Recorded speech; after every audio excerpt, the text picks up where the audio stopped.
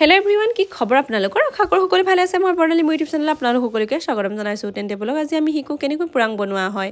যেহেতু আলি আই লিগাং হৈ গৈছে আৰু মই ভিডিওটো বনাইছিলো কিন্তু সময়ৰ অভাৱৰ কাৰণে মই এডিট কৰিব পৰা নাছিলো হেয়া আজি ভাবিলো দিয়ে দিম বহুত বেছি দেৰি হ'ল ভিডিওটো দিয়া তথাপি উপায় নাই আৰু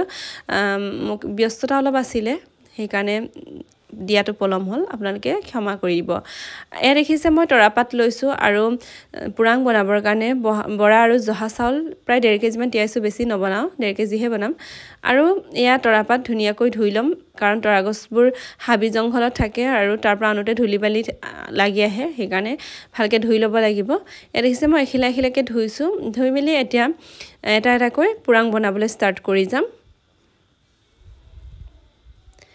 या पुराং বনাবৰ কাৰণে পাতবোৰ তেনে হৰু হোৱাৰ কাৰণে দুখনকে লৈছো নহলে এখিলা পাতৰে হৈ যায় কিন্তু মই পাতবোৰ হৰু হোৱাৰ কাৰণে দুখিলাকে লৈছো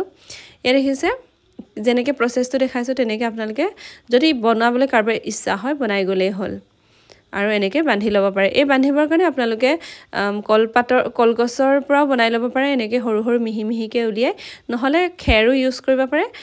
নহলে তৰা গছৰ বা গা গছডালো ইউজ কৰিব পাৰে এ দেখিছে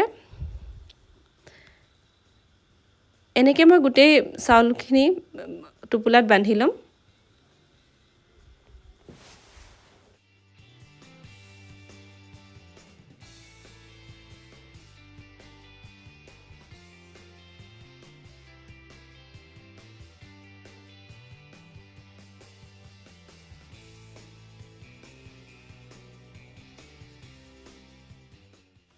এটা গুটেইখিনি টুপুলা কৰাৰ পাছতে এয়া দেখিছে ডাঙৰ কেৰাহী এখনত পানী উতলাইছো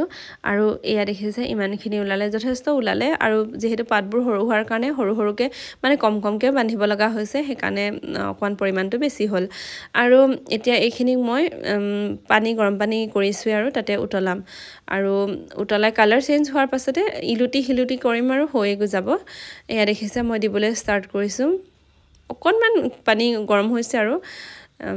এটা গৰম হোৱা পানীখিনি দি দিছো এ দেখিছে দি দিলো ধুনিয়াকৈ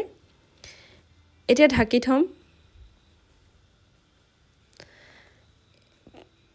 এ দেখিছে প্ৰায় 20 মিনিট মানৰ পাছত এয়া চাইছো ধুনিয়াকৈ উতল আহিছে আৰু কালাৰো চেঞ্জ হৈছে এতিয়া মই লুটিয়াই দিম আৰু ইমান ধুনিয়া গোন্ধ আহিছে নহয় তৰা পাতৰ একদম আল্টিমেট গোন্ধাইছে এই গোন্ধটো আহিলে আমাৰ লিগাং আহা নিচিনা লাগে তাৰপে ইলুটি হিলুটি কৰাৰ পাছতে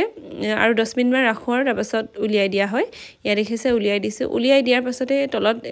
গামলা এটা পাতি দিছো পানীখিনি যাবৰ কাৰণে আৰু এনেকুৱা পুৰাং বনালে হৰকিব পৰা খৰাহি নাইবা ষ্টিলৰ যদি পাত্ৰ হয় তেতিয়া হলে ফুটা থকা পাত্ৰতহে থব লাগে তেতিয়া পানীখিনি উলাই গলে ভাল হয় খাবলৈ ফৰফৰিয়া হৈ থাকে নহলে পানী তিতি থাকিলে খাবলৈ বেয়া হয় এয়া আছিল পুৰাং বনোৱা প্ৰসেস আশা কৰো আপোনালোকে চাই ভাল পালে আৰু এই পুৰাং বনোৱা যদি আপোনালোকে আগতে বনাই পাইছে তেতিয়া হলে